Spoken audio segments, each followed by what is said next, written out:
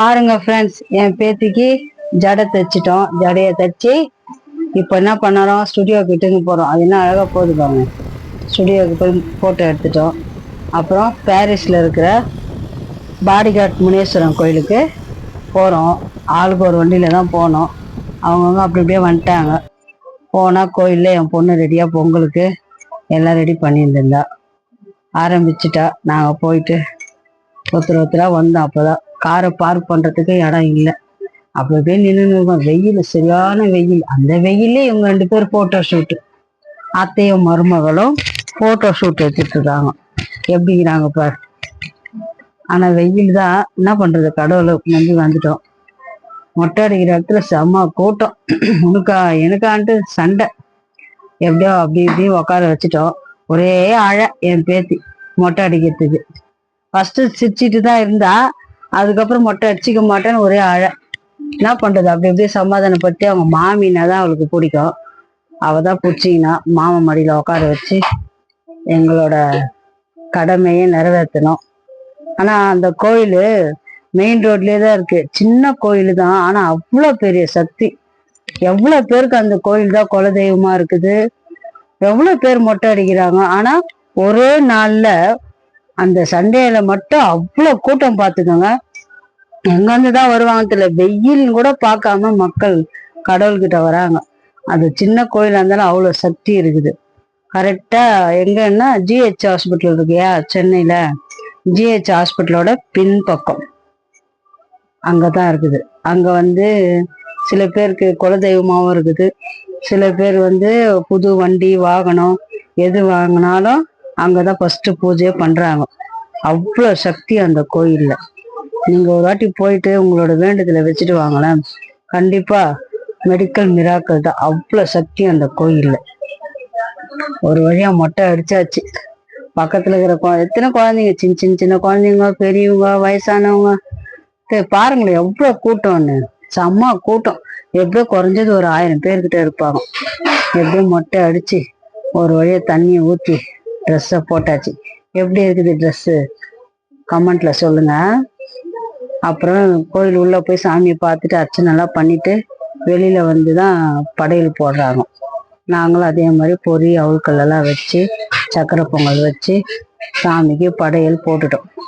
சுருட்டு எடுத்து அந்த நெருப்புல போட்டுடுறாங்க. இதுதான் ஃபர்ஸ்ட் டைம் நாங்க. அப்புறம் எல்லாம் அப்படியே ரிலாக்ஸ் பண்ணோம் கொஞ்ச நாள். அவ்வளோ அனல். என் பையன் எல்லாருக்கும் ஜூஸ் சொன்னான். லெமன் ஜூஸ், சாத்துக்குடி ஜூஸ்ன்னு எல்லாரும் ஒரு ஜூஸை வாங்கி குடித்தோம். அதுக்கப்புறமா தான் டிஃபன் சாப்பிட போனோம். அதுக்காட்டி கொஞ்சம் பசி எடுத்தது. ஜூஸும் சக்கரை பொங்கல் எடுத்து என் பொண்ணு எல்லாருக்கும் கொடுத்தா.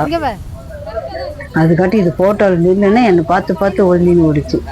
அதுக்கப்புறம் சக்கரை பொங்கல் எடுத்து எல்லாருக்கும் கிண்ணத்தில் கொடுத்தோம்.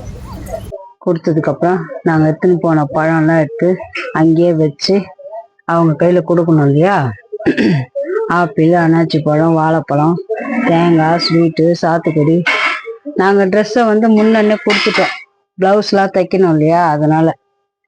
அப்புறம் என் பெரிய பொண்ணு, எங்கள் சம்பந்தி எல்லாரும் வந்திருந்தாங்க இல்லையா, அவங்கெல்லாம் ட்ரெஸ்ஸை வச்சு கொடுத்தாங்க. எல்லாத்தையும் வச்சு பர்ஸை வச்சு ஒரு ஃபோட்டோ எடுத்துட்டோம். சக்கரை பொங்கலும் சாப்பிட்டாச்சு.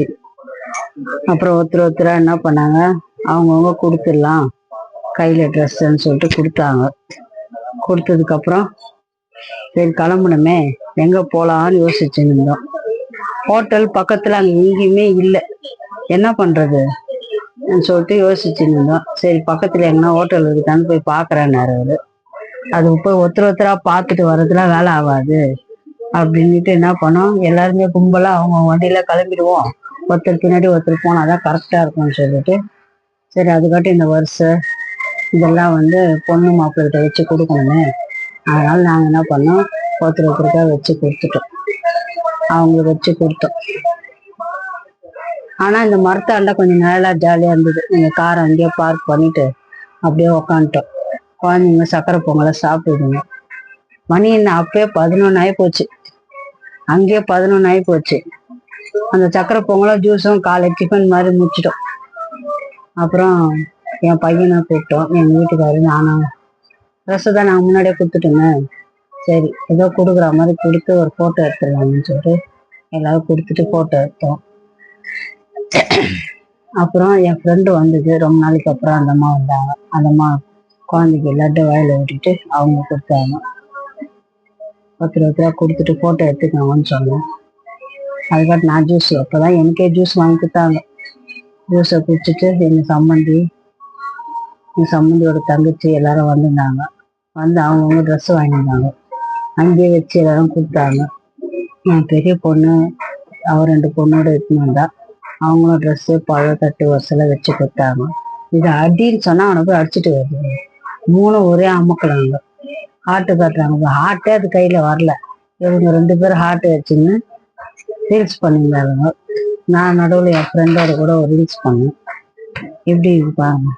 நாங்கள் எப்படி பார்த்தாலும் ஒரு 40 வருஷத்துக்கு பழக்கம். 40 வருஷத்துக்கு பழக்கம். எந்த நல்லது கெட்டதுனால அந்த அம்மா வந்துடுவாங்க. நாங்களும் போயிடுவோம். நாங்கள் அங்கேருந்து இதோ போயிட்டு ஒரு பாட்டை ரீல்ஸ் பண்ணோம். பண்ணிட்டு அங்கேருந்து கிளம்பணும் டிஃபன் சாப்பிட்லான்ட்டு. அங்கேருந்து கிளம்புனா ஹோட்டல் தேடி என் ஃபஸ்ட்டு மருமக போயிருந்தா. பின்னாடி கார் வந்துருந்தது. நாங்கள் எங்கள் வண்டியில் போனோம்.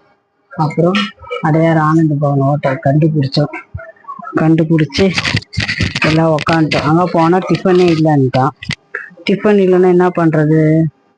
சரி ஓகே என்ன பண்ணலான்னு யோசித்தோம். சரி மினி சாப்பாடு தான் இருக்குதுன்னு சொன்னாங்க. தயிர் சாதம் சாம்பார் சாதம் இருந்தது. சரி இருக்கிறத சாப்பிட்டுப்போம், மத்தியானம் வீட்டில் போய் பிரியாணி சாப்பிட்டுக்கலான்னு சொல்லிட்டு நாங்கள் ஓகே பண்ணிட்டு எல்லாம் ஆர்டர் பண்ணோம். பசங்களாம் பசியில் உக்காந்துருந்துதுங்க. ஆர்டர் பண்ணிட்டோம்.